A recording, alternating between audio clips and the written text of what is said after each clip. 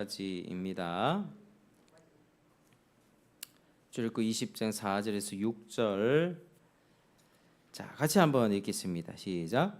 너를 위하여 새긴 우상을 만들지 말고 또 위로 하늘에 있는 것이나 아래로 땅에 있는 것이나 땅 아래 물속에 있는 것에 어떤 형상도 만들지 말며 그것들에게 절하지 말며 그것들을 섬기지 말라.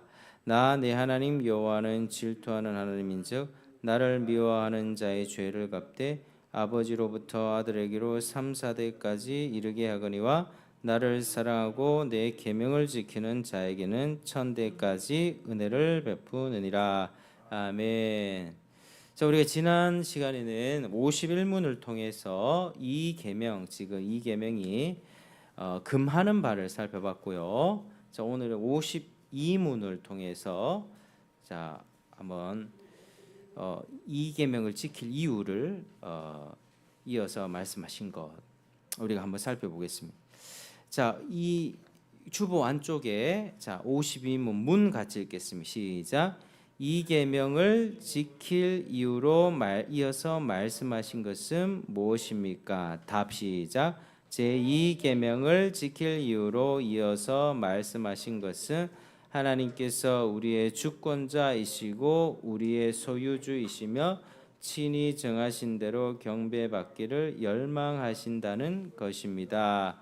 아멘. 자, 우리가 소리문답 52문을 읽어봤습니다. 자, 오늘 문답에서 이 계명을 지킬 이유를 이제 세 가지로 얘기했습니다. 자, 첫 번째 따라하시겠습니다. 하나님께서 우리의 주권자이시고, 하나님께서 우리의 주권자이시고, 자, 둘째는 우리의 소유주이시며, 자, 셋째는 친히 정하신 대로 경배받기를 열망하십니다. 시작. 친히 정하신 대로 경배받기를 열망하십니다. 이 세 가지. 주권자이시고 소유주이시고 하나님이 경배받기를 열망하시기 때문에 이 계명을 지켜야 된다 하는 것입니다. 자, 이 계명을 우리가 읽어봤을 때, 자 4절 5절을 읽어보면 우상이나 형상 만들지 말라라고 하는 거죠. 자, 우상을 섬기지 말라는 것인데 특별히 그 방법에 있어서 사람을 위하여 새긴 우상을 만들어서 섬기지 말라, 이게 이 계명이었습니다. 자, 그 다음에 6절 부분에 보면은 이제 나 여호와 하나님은 뭐 하는 하나님이죠? 질투하는 하나님이죠. 되어 있습니다. 질투하는 하나님이죠.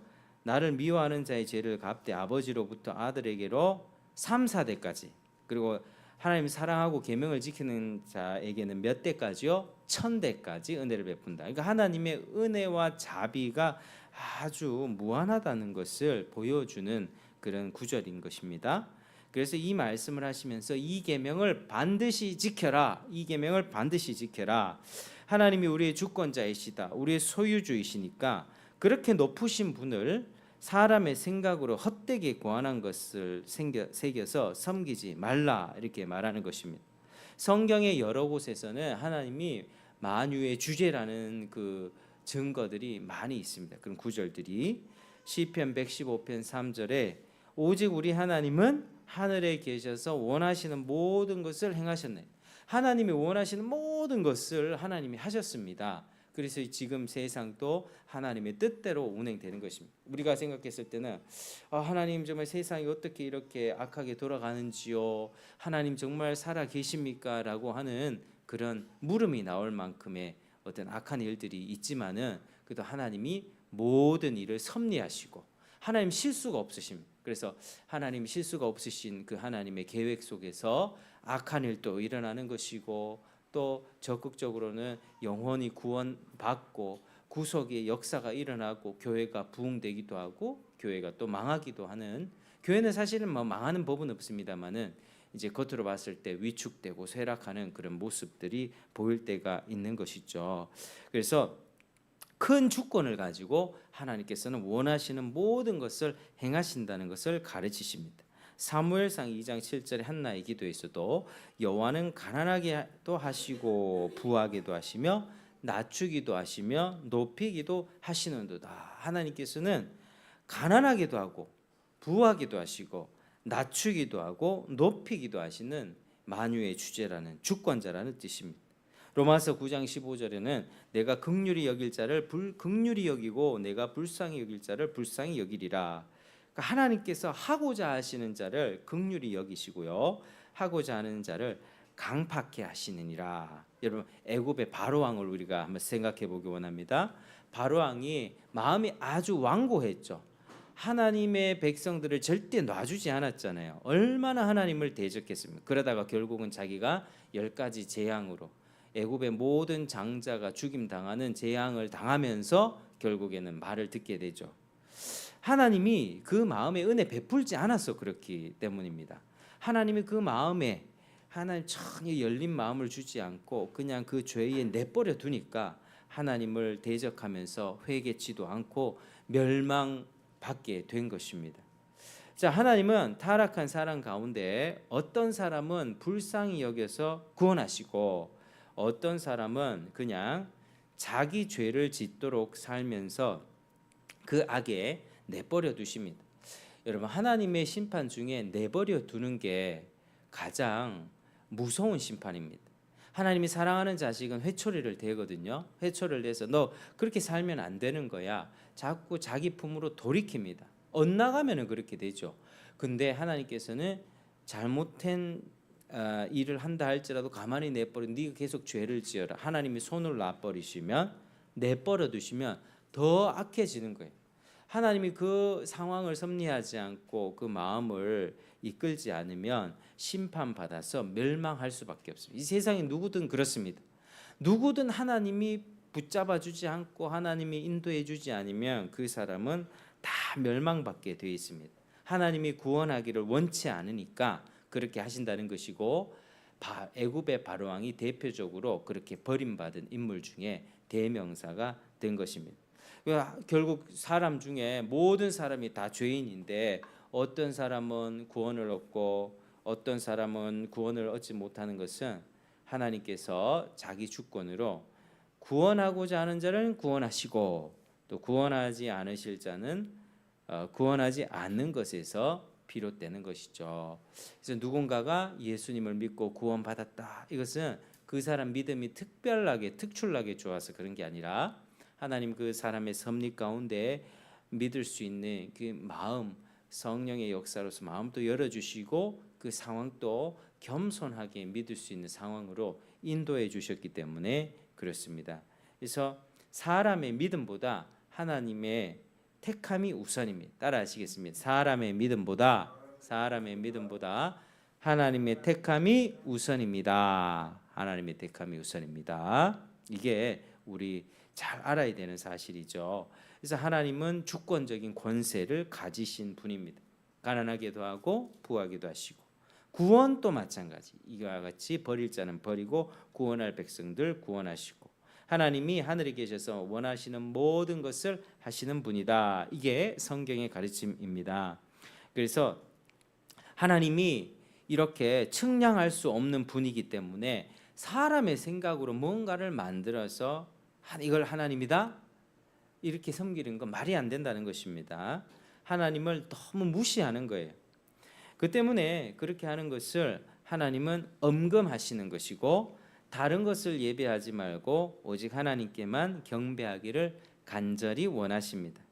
그래서 하나님은 하나님의 백성들이 하나님만을 경배하기를 원하시는데, 자, 하나님 아닌 것을 혹은 하나님보다 못하게 무엇을 그려놓고 피조물을 그려놓고 그것을 예배하는 것을 볼 때에 하나님께서는 어떻게 하십니까? 질투하신다. 자, 질투하신다라고 그렇게 말씀을 하셨습니다. 자, 따라하시겠습니다. 하나님은 질투하는 분이십니다. 하나님은 질투하는 분이십니다. 하나님은 그처럼 뛰어나셔서 그 무엇도 어느 신들도 다른 어떤 것도 그 자리를 대신 차지할 수가 없다라는 겁니다. 그래서 만물보다 훨씬 뛰어나신 구별된 분이시다. 그래서 하나님의 사랑이 크다는 것도 알 수 있는 거죠. 여러분, 사랑하기 때문에 질투가 있습니다. 사랑하지 않으면 질투도 없는 거예요. 내가 사랑하기 때문에 사랑하는 사람이 나를 사랑하지 않고 다른 사람을 쳐다볼 때 그때 질투심이 생기는 거죠. 고로 하나님이 그 백성에 대해서 질투하신다라고 하는 것은 하나님이 그만큼 그 백성을 사랑하신다는 것입니다. 자, 그 다음에 이어지는 부분이요. 나를 사랑하고 내 계명을 지키는 자에게는 몇 대까지 은혜 베푼다며 1000대까지 은혜를 베푸십니다. 그러니까 이 계명을 지키는 자를 사랑하셔서 그런 자에게 후손 1000대까지 은혜를 베푸시겠다는 것은 그처럼 계명을 지키는 자를 적극적으로 사랑하셔서 적극적으로 선을 행하시겠다는 뜻입니다. 그래서 역사를 보면 하나님 아버지 밑에서 하나님을 사랑하는 자녀들이 나오는 그런 모습들을 볼 수 있습니다. 자, 우리가 예를 들자면 조나단 에드워즈라고 우리가 18세기 때 미국에 대각성 부흥 운동이 일어났는데 그때 막 사람들이 회개하고, 여러분 오늘날에 그런 모습을 참 보기는 쉽지가 않은데요. 교회에 온 사람들이 회개하고 눈물 흘리고 하나님 은혜 받고, 여러분 예배 시간에 말씀 듣는 게 감격이 있고 내 죄를 회개하면서 두 손 두 발 다 들고 막 2시간 3시간씩 시간 가는지 모르면서 그렇게 예배를 드리면 우리 마음에 얼마나 감격이 있겠습니까? 요즘에 저희들 전반적으로 마음이 식어버려서, 예전에는 정말 우리 신앙의 선배들이 밤새 철야하고, 얘는 금요 철야 같은 게 있었잖아요. 금요 철야 진짜로 밤새서 기도하고 새벽까지도 기도하고 주님 사랑하는 그 마음, 몸은 피곤하지만 주님께 두 손 두 발 들고 오고 기도원에 가면서 주님께 부르짖는 그런 모습들이 옛날에는 많이 있었는데요. 그런 게 지금 많이 없잖아요. 근데 이제 대각성 부흥 때 18세기 때 미국에 그런 강력한 부흥이 막 부어졌습니다. 그래서 막 술집이 문을 닫기 시작하고요. 막 뭐 이렇게 불의한 직업을 가진 사람들이 자기 직업을 버리기도 하고 막 이런 일들이 막 일어났습니다. 얼마나 감사한 일. 그러니까 하나님이 막 부어 주시니까 그런 은혜가 있었는데, 그때 하나님 앞에 사용받은 사람 중에 하나가 조나단 에드워즈라는 사람입니다. 그래서 이 사람의 후손을 한번 좀 추적을 해봤거든요. 후손은 870 몇 명 정도 되는데 그 중에 대학교 총장이 12명, 교수가 60 몇 명, 의사가 또 60명, 목회자 100명, 군인이 70 몇 명, 미국의 상원 의원, 하원 의원이 5명, 공무원이 80명, 부통령도 1명 나오고요. 평범하게 신앙생활하면서 사는 사람이 260 몇 명. 그러니까 이런 식으로 해서 그 후손을 추적해 보니까 하나님을 정말 사랑했고 하나님 앞에 그렇게 사용받았던 그 사람의 후손들이 정말 복을 많이 받았고 그렇게 하나님을 잘 섬기는 그런 명품 가문이 돼 있었다. 우리가 이것을 볼 수 있는 것입니다. 대개 그렇습니다. 근데 이게 모든 경우가 다 그렇지는 않습니다. 우리가 구약 성경에 봤을 때 하나님의 주권적인 섭리에 따라서 예외도 있죠. 예를 들면 우리 아하스, 히스기야, 므낫세 이렇게 보면 아하스가 어떤 왕입니까? 하나님을 공경하지 않고 하나님을 무시하고 우상을 섬긴 악한 왕이었습니다. 이사야가 하나님의 말씀을 가르쳐도요 믿지 않는 거예요. 하나님이 이런 말씀하셨도 믿지 않고 외국이 아수르가 침입했을 때 하나님이 보호하시니 두려워하지 말라고 했는데 두려워서 벌벌 떨었던 거지요.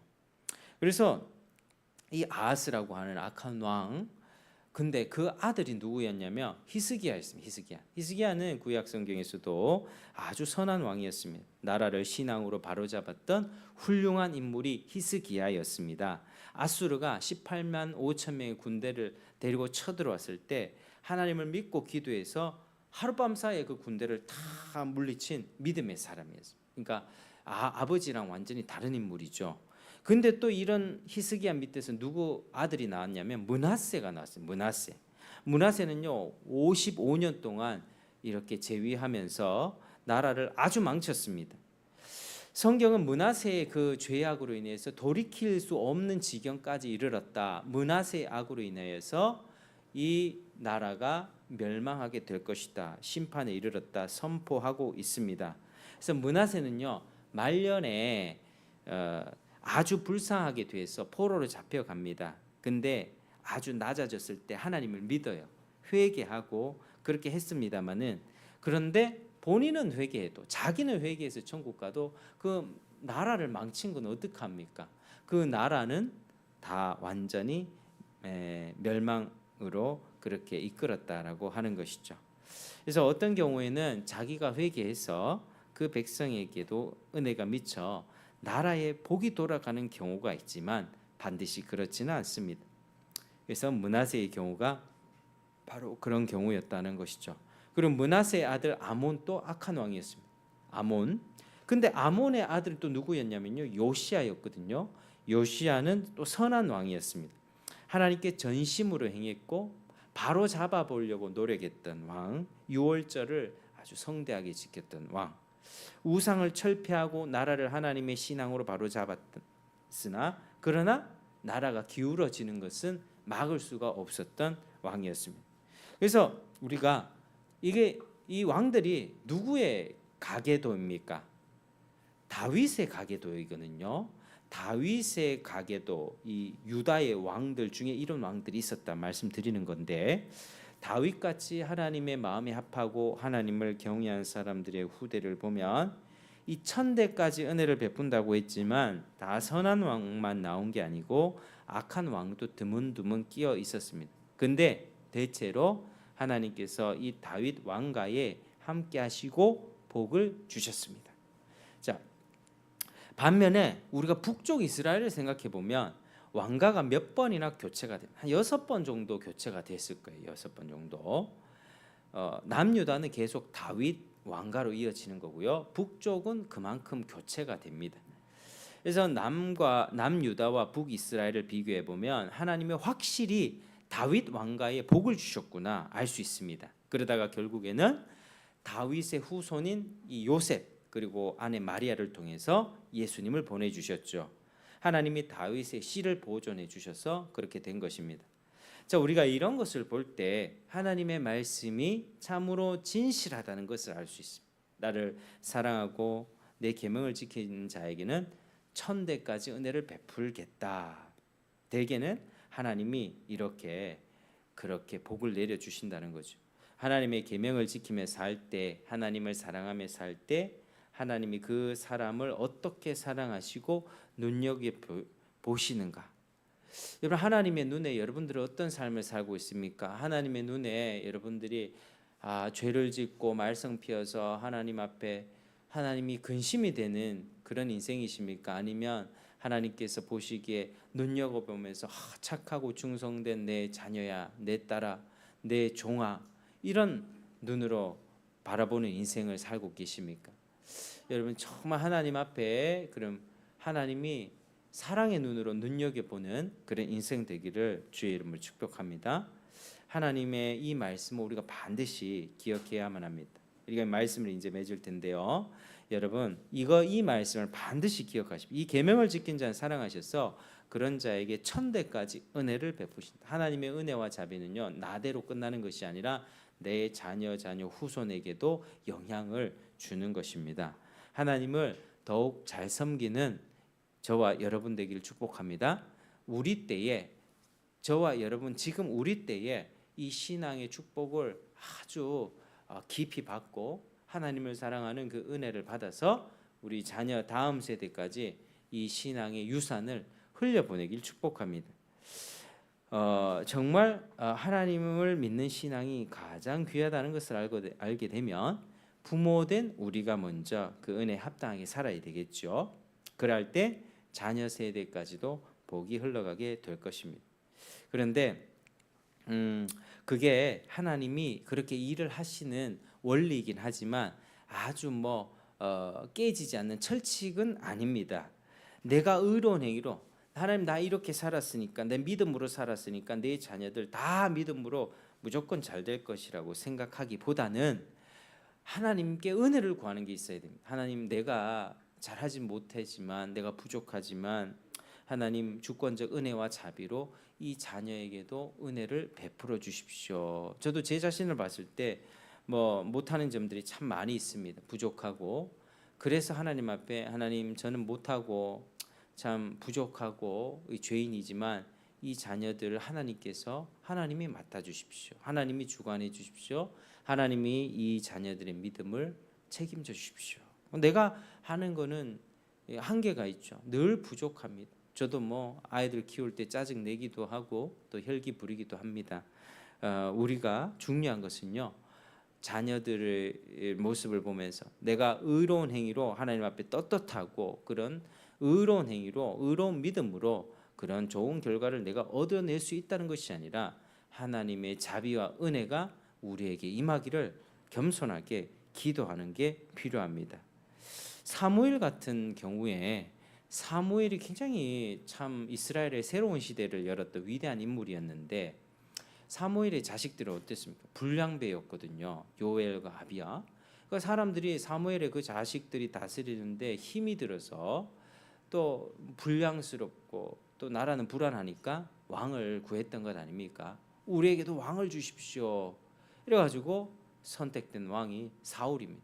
사울은 하나님이 기뻐하셔서 낸 왕이 아니라 사람들이 우리에게도 왕을 주십시오 해서 사람들의 요구에 의해서 하나님이 주신 왕이 바로 사울 왕입니다. 그래서 우리가 이런 경우를 봤을 때 참 사무엘이라는 위대한 인물도 그 자식들이 참 불량한 자들이었구나. 하나님 내 자녀들에게도 은혜와 자비를 베풀어 주십시오. 이런 기도가 필요합니다. 겸손하게 구하는 게 필요한 것이죠. 그래서 각 사람이 은혜와 복을 받아 누리는 것은 하나님의 은혜로 되는 거지. 우리 어머니가 막 아주 이렇게 뭐 믿음이 좋아서 내가 자동적으로 믿음이 좋아진 게 아니라 물론 부모님이 기도의 씨를 뿌리고 눈물을 뿌리고 해서 그 부모님의 기도에 대한 응답으로 우리가 지금 여기 있을 수 있는 겁니다. 그것은 확실합니다만은 그러나 그것도 하나님의 은혜로 된 것이다. 그 선조 자체가 훌륭해서 된 게 아니라 하나님의 은혜로 우리의 선배들도 그런 믿음을 가질 수 있었고 그런 믿음의 선배들의 간절한 기도로 우리가 지금까지 믿음을 유지할 수 있었다라고 하는 것이죠. 그래서 여러분 지금 우리 세대 어떻습니까? 요즘에도 이제 어린이 전도를 하면서 안심 근린공원에 이렇게 나가 보면은 우리 자녀들의 상태가 영 좋지 않습니다. 우리 다음 세대들 3학년, 4학년짜리 우리 어린 아이들의 믿음이 날이 갈수록 강팍해지고 있고요. 전도자를 거부합니다. 뭐 이렇게 그러면 참 안타까운데요. 우리 세대도 지금 타락하고 있고 자녀들도 망쳐지는 세대인데 부모인 우리부터 더욱 바로 서기를 주의 이름으로 축복합니다. 우리 자녀를 위해서 울어야만 됩니다. 지금은요 옛날보다는 옛날에 뭐 한 70년대 뭐 이때 교회가 막 성장하고 부흥하고 뭐 그때는 여름 성경학교면 뭐 북치면서 다녔다면서요. 저는 그 시대에 태어나지 않았기 때문에 잘 모르는데 그때 막 북치면서 동네 돌아다니면은 여름 성경학교 한다면 뭐 교회 다 끌고 오고 이랬다면서요. 그런 얘기를 들었는데 그런 시대가 아니죠. 지금은 아이들이 아무리 얘기를 해도 밖에 핸드폰 게임과 즐거운 수영장, 놀이터, 캠핑장, 자기들만의 게임방 문화 이런 것들에 세상 것들에 깊이 취해 있습니다. 세상 것들의 즐거움에 아주 빠져 있습니다. 그래서 교회의 영적인 즐거움과 하나님 나라의 아름다움을 볼 수 있는 눈이 차단되어 있어요. 그래서 아이들 한 명 한 명을 복음 전하고 어른도 마찬가지. 어른은 더 어렵죠. 복음 전하고 한 명을 구원으로 이끈다는 것은 천국의 하나님의 백성으로 인도하는 것은요 더 많은 노력이 필요합니다. 더 많은 눈물이 필요하고 눈물로 씨를 뿌려야 되는 눈물로 기도해야 되는 그런 때가 오는 거죠. 그래서 우리는 참 우리의 신앙 자체가 많이 게을러졌고 예전에 비해서 그 열정도 식어버렸고 참 문제가 많이 있지만 하나님이 이제 깨우시지 않습니까? 여러분 코로나 이 어려운 시국 가운데 하나님이 한번 깨우셨잖아요. 너희들 예배를 회복해라. 응? 형식적인 예배가 아니라 정말 국가가 어떻든 코로나가 어떻든 주일날 하나님 앞에 나와서 드리는 간절한 예배 회복해. 그리고 하나님이 지금 또 우리나라 많이 어렵습니다. 뭐 코로나 때문에 그렇고요. 이제 조금 있으면 언론을 통해서 계속해서 두려운 뉴스들이 오죠. 뭐 원숭이 두창이다. 뭐 이런 또 백신 접종이다. 이러면 사회적 거리두기다. 또 이제 뭐 모이지 말라. 추석 때 이렇게 가족들과 모이고 담소 나누고 밥 먹고 하는 게 얼마나 행복한 일입니까? 교회 가면 안 된다. 20명 이상 모이지 마라. 이런 것도 한번 다음 또 어떨 것 같으세요? 좀 생각하면 답답하지 않습니까? 근데 하나님께서 우리를 깨우시기 위해서 지금 여기서 이 땅에서 먹고 편하게 먹고 사는 게 전부가 아니라 다가올 하나님의 나라, 예수님의 재림과 하나님 나라가 있고 너희들이 바라봐야 될 것은 이 땅에서 풍족함에 젖어들어서 영적인 눈이 감겨 사는 게 아니라 영적인 눈을 떠서 하나님 나라를 쳐다보고 그렇게 하기 위해서 하나님이 어려움을 보내시는 거예요. 그래서 어려움을 막 보내실 때 막 내 삶의 기반이 흔들릴 때 우리는 그때 괴롭습니다. 그렇지만 그때 하나님을 만날 수 있는 가장 좋은 기회가 되는 것이죠. 그래서 여호와의 주권으로 이 타락한 세대를 일으켜 주시기를 우리 같이 기도하기를 축복합니다. 우리 부모와 자녀에게 부흥이 일어나기를. 여러분 정말 하나님의 은혜가 임해서 하나님 앞에 회개하고 눈물 콧물 쏟고 그래서 내 새로워진 마음으로 미워하던 사람 사랑하고 이런 은혜가 있으면 얼마나 좋겠습니까? 지금 이 시대에도 하나님이 그런 은혜를 부어주기를 원하시는데 문제는 우리가 준비가 안 된 거예요. 우리가 그 복을 받을 준비가 안 된 거예요. 우리가 하나님 앞에 그 복을 간절히 구하지 않는 거예요. 왜요? 먹고 살기 편하니까 하나님께 구하지 않는 거예요. 그래서 부흥이 없는 것입니다. 그래서 우리가 이런 기도 제목을 하나 가지고요, 우리 세대와 자녀 세대의 부흥을 일으켜 달라고. 그래서 주님의 다시 오심을 준비하고 주님의 다시 오심을 전하면서 늘 깨어서 살아가는 저와 여러분 되시기를 주의 이름으로 축복합니다. 기도하겠습니다.